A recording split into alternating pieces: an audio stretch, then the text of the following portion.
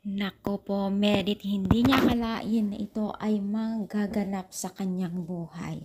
Yes, mga mima, so bago natin ipagpatuloy ang ating pag-support today's video, kung bago ka pa lang sa aking channel, please subscribe po, like, and pakit na rin po natin guys ang notification bell upang ma-update po tayo tuwing ako po ay nag-upload sa mga viral and trending couple.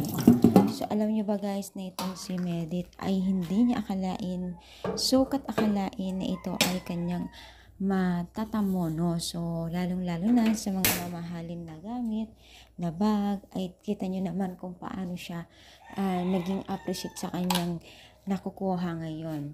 So, syempre, kasama yan ng Lord kung bakit nakuha niya ito at kung bakit nananatiling nandyan sa kanyang position ngayon na bilang Medit na nakakatanggap ng mga blessing. Sobrang dami din pong natutuwa sa kanya dahil nga po sa kanyang natatamo ngayon, hindi mo talaga akalain masusukat na ganito ang kanyang ganap sa buhay ngayon. At yan ay deserve naman niya kung ano ang kanyang nakukuha ngayon, natatamo ngayon. Dahil po ay isa po siya sa mga masikap din at napaka-blessing pong bata ngayon, di ba?